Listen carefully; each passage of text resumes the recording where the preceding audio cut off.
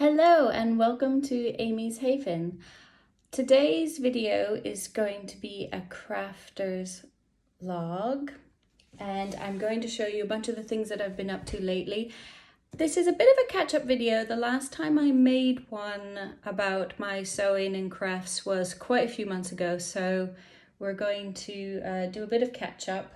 It might take a few weeks to do that. And yeah, in no particular order. I've been gathering my pumpkins from around the house because the kids were eager to actually put away the Halloween things and the pumpkins and start getting cozy.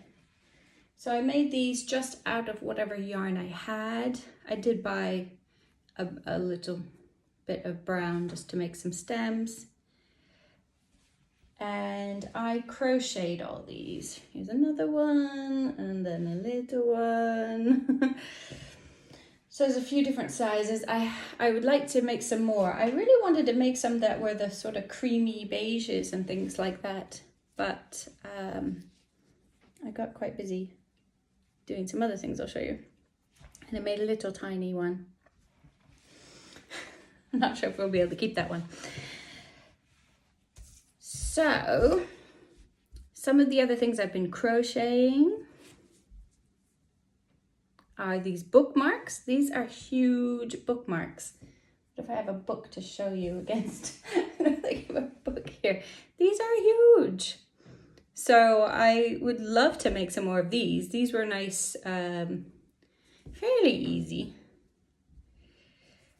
And this one is a bit better. This is my second attempt. And I got this pattern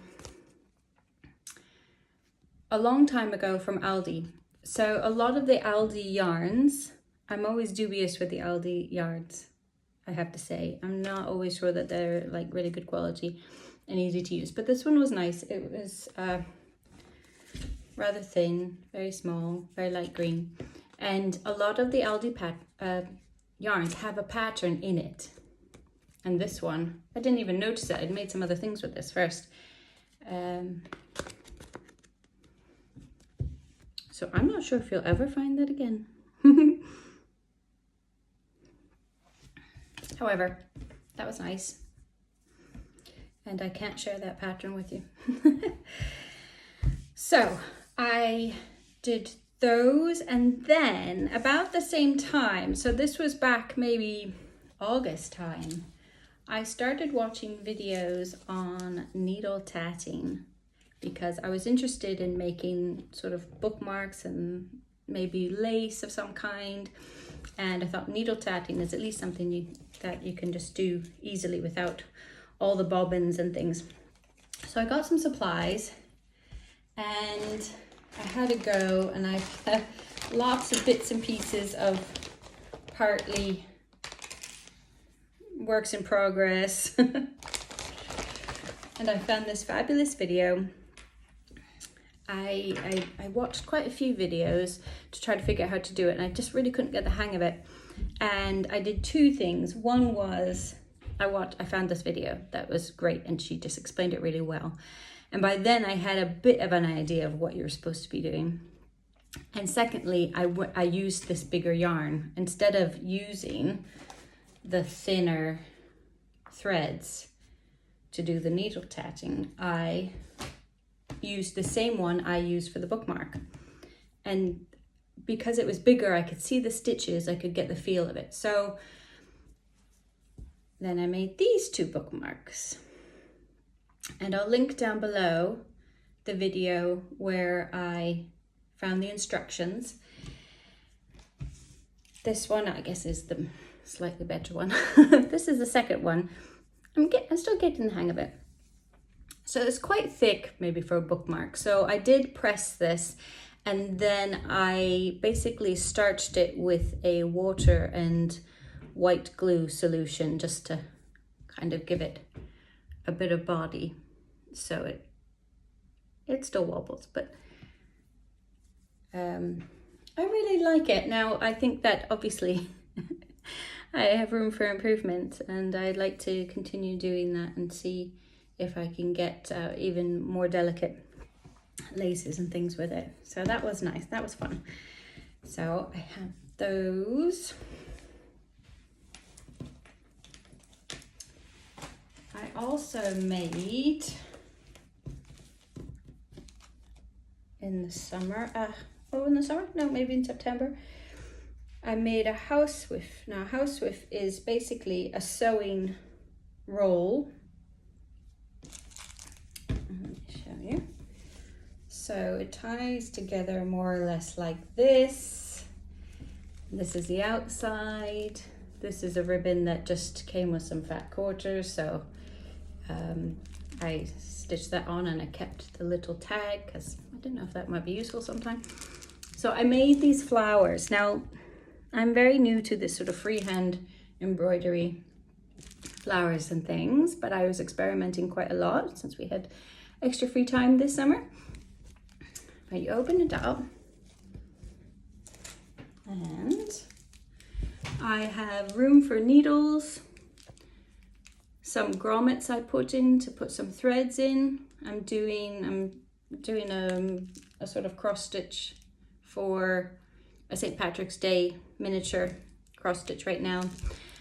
So I put that in there. There's room for scissors and some pockets. So I have there's some wax in there that I never use that one. And there's some pockets to put extra bits and pieces in. And then it rolls up and you can take it with you. So next I have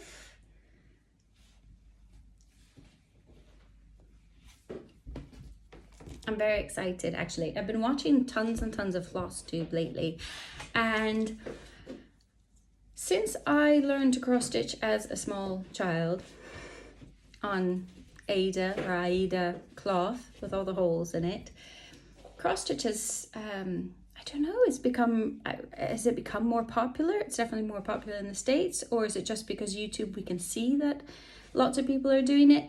I am learning all sorts of new and exciting ideas and techniques, and I especially love the primitive style.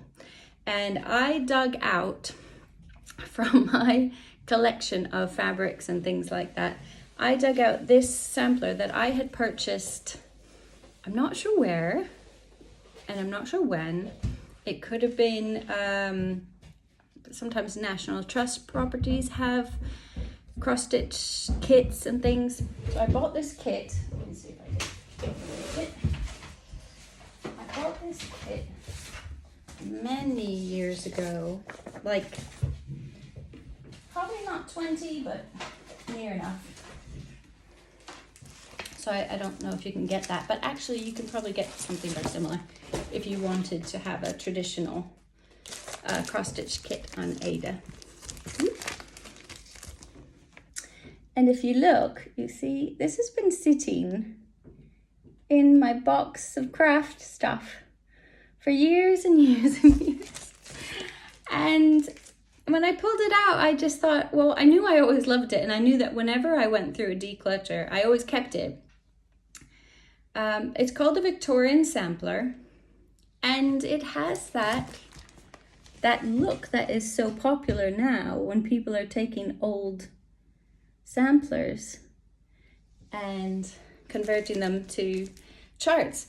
So I thought, let me just do this. Let me do it. And I'm doing it with all of the threads and things that it came with. I have my old magnet. People use these anymore, I don't know. My old magnet pattern holder. There we go. And I just very quickly whipped up a out of card all the threads. I mean, look at all the lovely colors, and started work on this. So this is what's nice about this is that I actually really love the color. It's not bright white like I remember from my samplers as a kid and as a teenager. So I'm doing that and seeing what's going to happen with this one. And it's going really quickly because it is Ada cloth. So the holes are there. It's going really quickly. So it's lovely. And as I got the bug, I have signed up. I mentioned this the other day. I signed up for a book club stitch along for Charles Dickens' A Christmas Carol. I'm very excited because I've never done a stitch along before. I've done a few. Have I done some quilting kinds of ones? Not really. I haven't done anything like this in a very long time. So I have signed up. I will put the link below.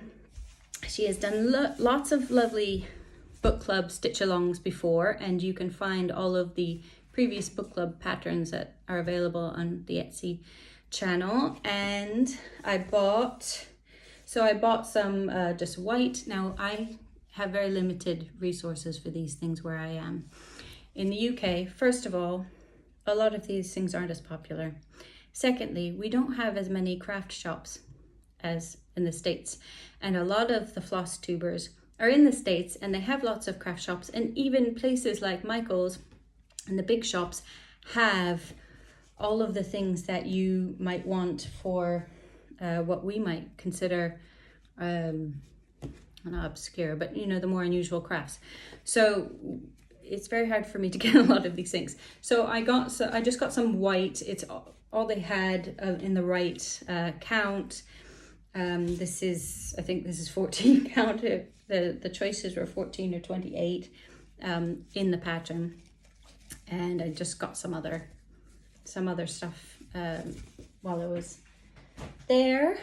In fact, we are in lockdown at the moment, so we have to do everything click and collect, which I'm really lucky to have. So, and I bought the floss. These are the DMCs for it, except 2 are missing. Now, going back to, we can't find what we need here.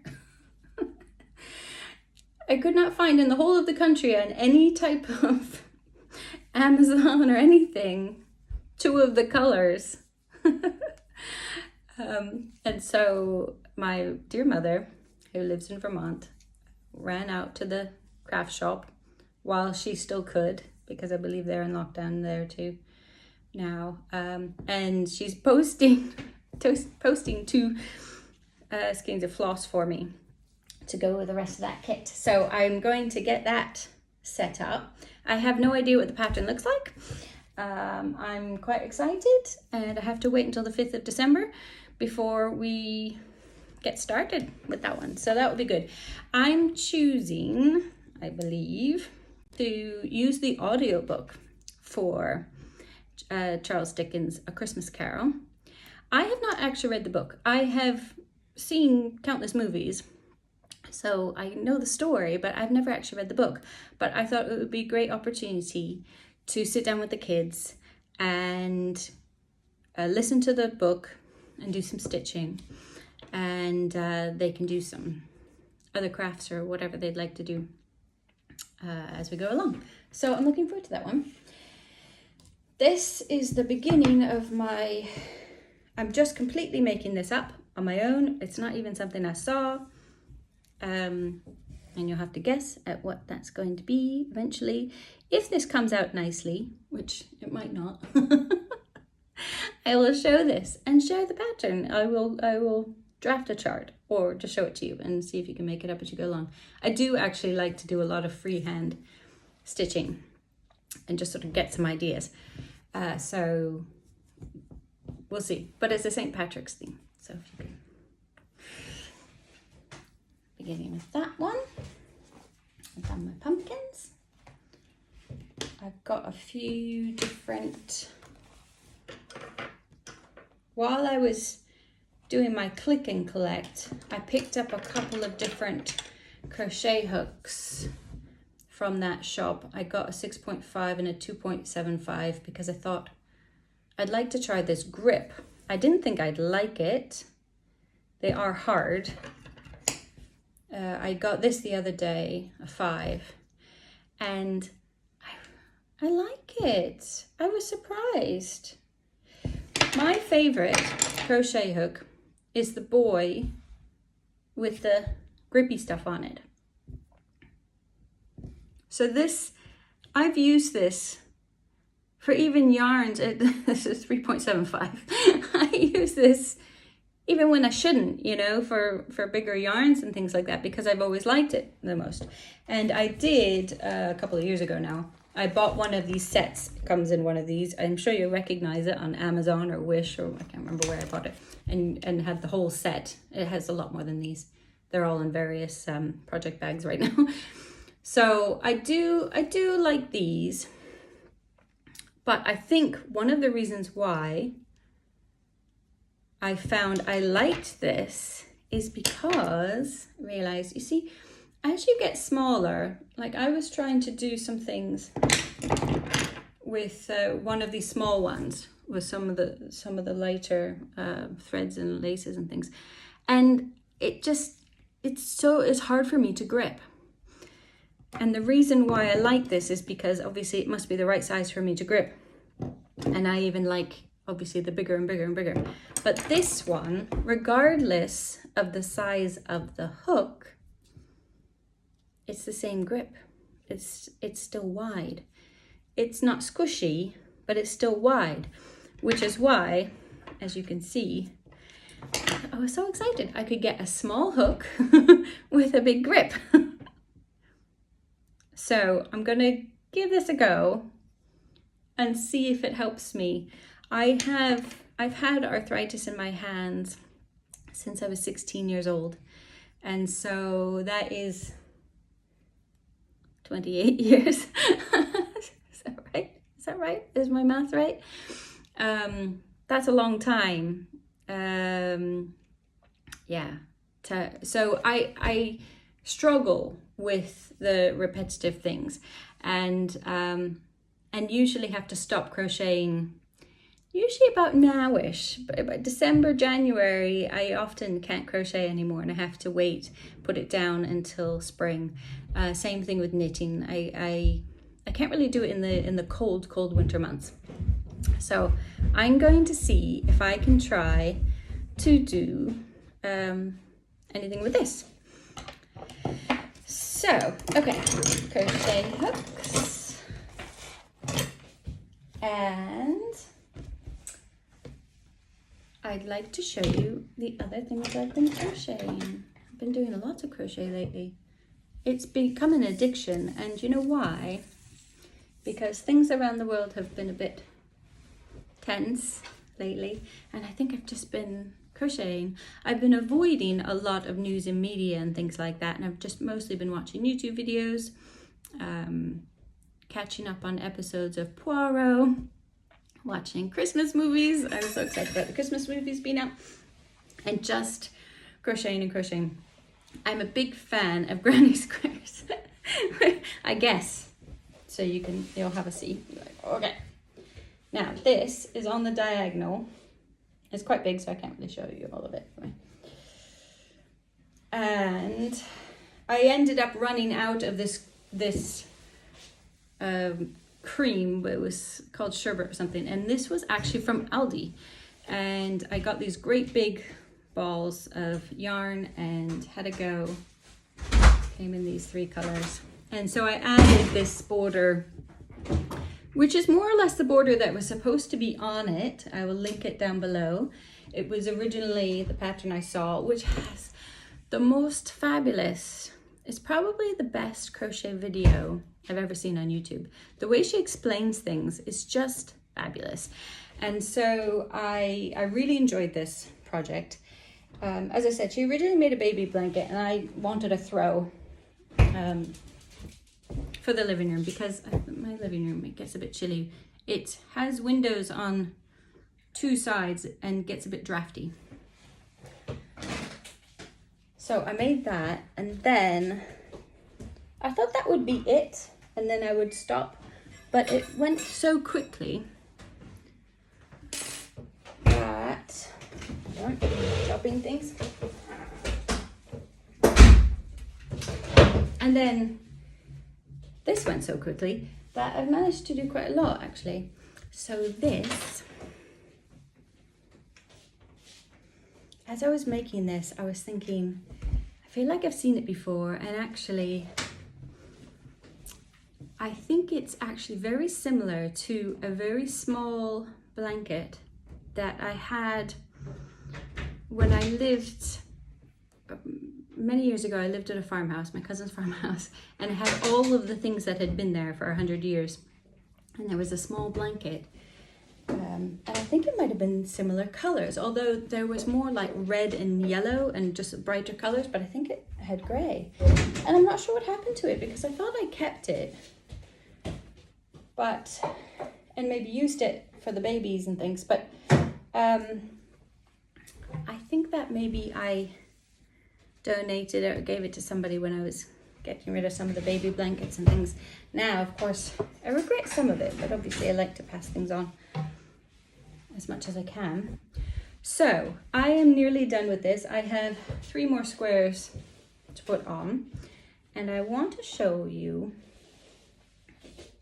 my tips for doing the squares. I'm just doing a simple border. I started the border because I was just experimenting with what kind of border I wanted. I just wanted something very simple. So just very simple. I might do, if I have enough, I might do a dark gray stripe single crochet and then maybe a second light. I don't know. We'll see what I have and see how it looks. So sometimes I just like to experiment with the borders and then, you know, rip them out, try a different one as I go. So there are some rows that I need to fix all my ends. But my first tip with granny squares, I'm not going to show you how to do granny square. There's loads of lovely people out there showing you how to do granny squares. My first tip is to weave your ends in. If you can't crochet your ends in as you're crocheting, weave your ends in as you go for each square. So I literally make, so for this one I knew I needed a bunch of blue centers, so maybe I made a dozen or 20 or so, and then weave the ends in. Just take your time because it goes so quickly. It's easy to take your time and weave the ends in. It was almost like a meditation, although it really went too quickly for that. And then so each circle. So then to attach them, my second tip is to attach them as you go along. And in case you want to know how to do that, I'm going to show you really quickly. There's lots of good tutorials on this.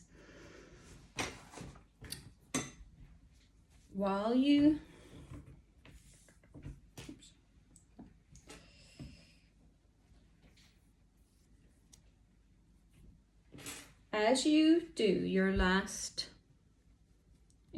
round, going around, you start in a corner and you do your 3 stitches, you do your corner, you do your 3 stitches, and then every time you have your single stitch in between, like here and here and here, instead of doing your stitch, you slip stitch it to the hole opposite. So you slip stitch to here and to here and to here.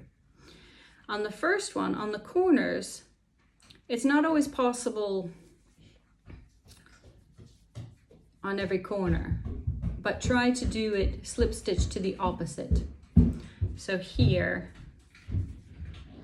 the slip stitch goes to the opposite corner, if it's available. If it's not, just slip stitch to here, opposite. But when you start off, you can slip stitch, then you slip stitch, slip stitch, slip stitch. And you'll see, if you pull it apart, they're only connected by slip stitches, but it's sufficient because it is all connected. is sufficient to keep the blanket nice and sturdy and connected. So that was life-changing, learning that technique. I've only been crocheting a few years. I've been knitting since I was, I don't know, 7, not very well at 7. But I've only been crocheting, I don't know if it's 2 years or 3 years. I mean, really not long.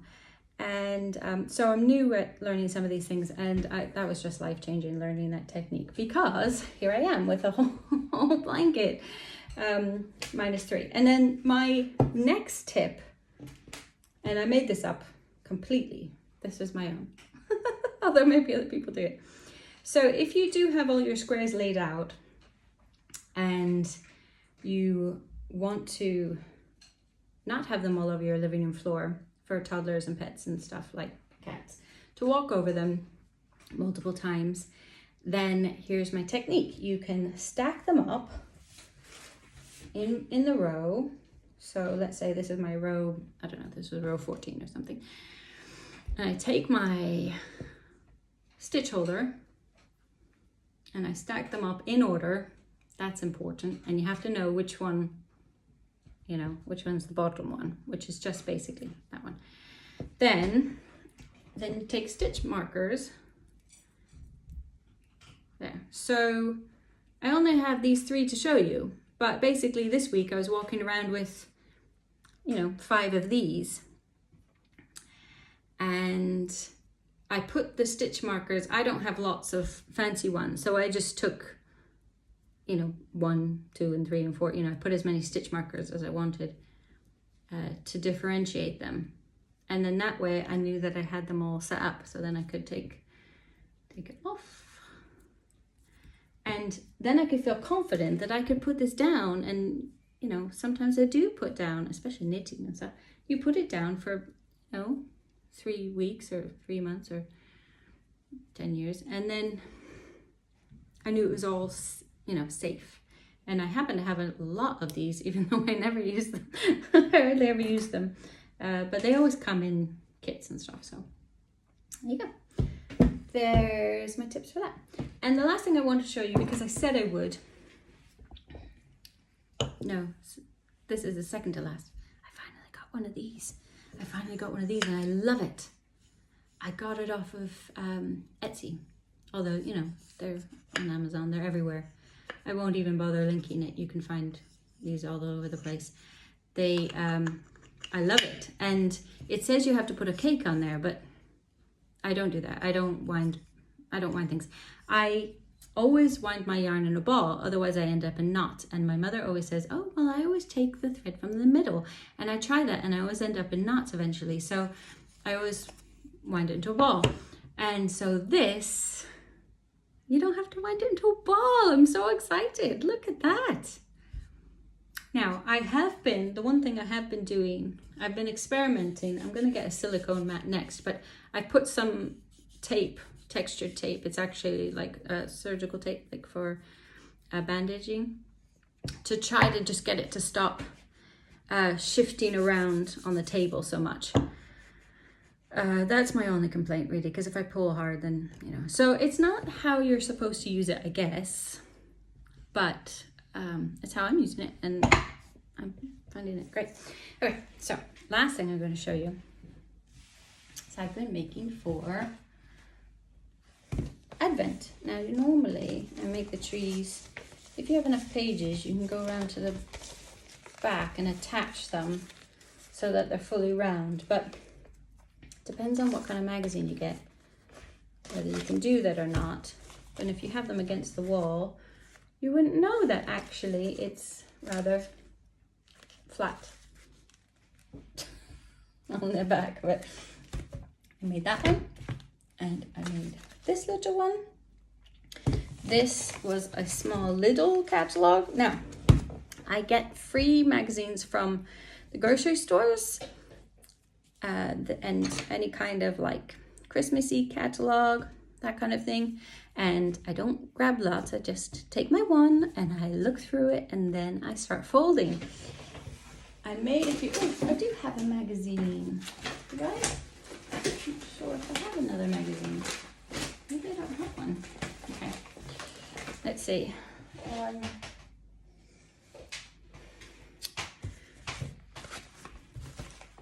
I must have been too excited to recycle recently.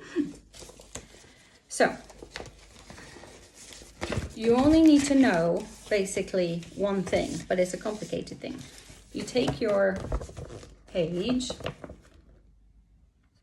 This is obviously from Tesco's. You fold it like so.